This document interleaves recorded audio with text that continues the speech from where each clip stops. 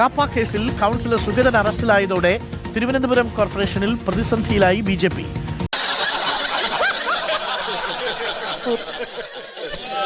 നിലവിൽ സ്വതന്ത്രന്റെ പിന്തുണയോടെ ഭരിക്കുന്ന ബി.ജെ.പിക്ക് സുഗതൻ അയോഗ്യനായാൽ ഭരണ പ്രതിസന്ധി ഉണ്ടാകാനാണ് സാധ്യത. തുടർച്ചയായി 3 മാസം 3 കൗൺസിൽ യോഗങ്ങളിൽ നിന്ന് വിട്ടുനിന്നാൽ കൗൺസിലർ അയോഗ്യനാകും. കഴിഞ്ഞ 2 യോഗങ്ങളിലും സുഗതൻ പങ്കെടുത്തില്ല. ഇതുവരെ അവധി അപേക്ഷയും നൽകിയിട്ടില്ല. എന്താ ഇവിടെ ബഹളം? തന്നെ കൊണ്ട് വലിയ ശല്യമായല്ലോ. എന്റെ ഈശോയെ, നീ ഒരു കുരിശല്ലേ ചുമന്നുള്ളൂ? ഈ വണ്ടി നിറയെ കുരിശുകളാ എനിക്ക് ചുമക്കാൻ. പോരനുണ്ടോ? എന്നെ ഒന്ന് സഹായിച്ചെന്നാ മതി. അങ്ങനെ കാത്തുകാത്തിരുന്ന് കിട്ടിയ കോർപ്പറേഷൻ ഭരണം സുഗതന്റെ വിക്രിയകൾ കൊണ്ട് നഷ്ടമാകാനുള്ള സാധ്യതയുണ്ടോ? ഇനി ചന്ദ്ര സുഗതൻ അയോഗ്യനായാൽ ഭരണം നഷ്ടപ്പെടുമെന്ന അവസ്ഥയിലാണോ ബി.ജെ.പി.? അതാണോ മേയർക്ക് ഇത്ര വെപ്രാളം?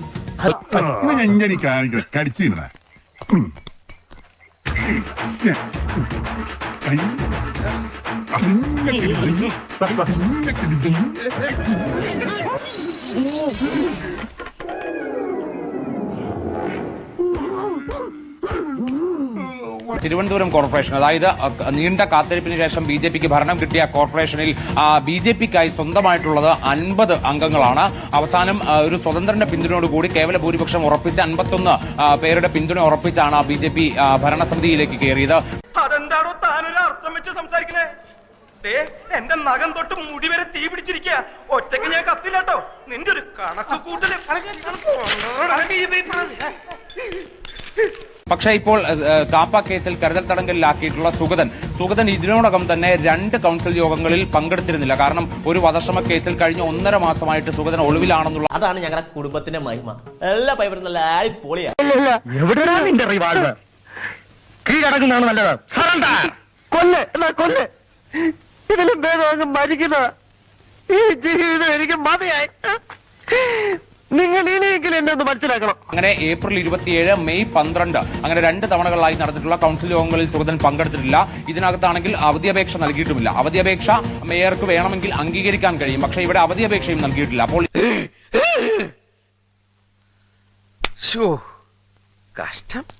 ഇനി ജൂൺ മാസത്തിലെ, അതായത് ഈ മാസത്തിലെ കൗൺസിൽ യോഗത്തിൽ കൂടി പങ്കെടുക്കാതിരുന്നാൽ 4ാമത്തെ കൗൺസിൽ യോഗത്തിൽ സുഗതനെ അയോഗ്യനാക്കാൻ കഴിയും എന്നുള്ളതാണ് കേരള മുനിസിപ്പൽ ആക്ട് 99K പറയുന്നത്.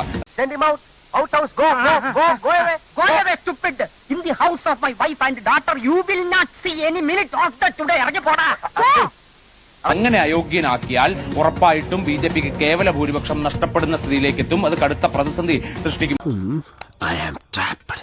സുഗതനെ അയോഗ്യനാക്കി കഴിഞ്ഞാൽ സ്വാഭാവികമായിട്ടും ബി.ജെ.പിക്ക് ഭരണം നഷ്ടപ്പെടുന്ന ഒരു നിലയിലേക്ക് കാര്യങ്ങളെത്തും. അതിൽ തന്നെയാണ് CPM-ഉം LDF-ഉം UDF-ഉം അതേ നിലയ്ക്ക് തന്നെയാണ് കാര്യങ്ങളെ കൊണ്ടുപോകുന്നത്. അതായത്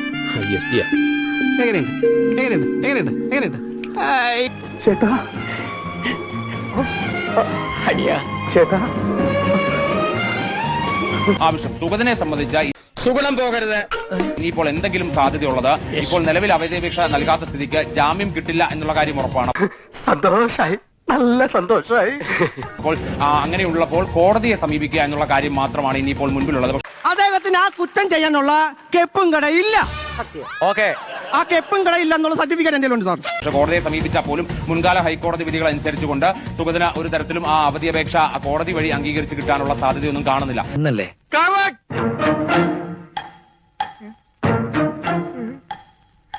പ്രതി കുറ്റക്കാരനാണ്.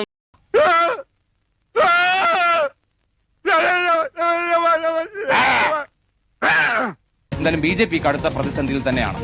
നീ ഉണ്ടായിട്ടുള്ളൂട്ടാ. സജി മാത്രം ഉണ്ടായുള്ളൂട്ടാ.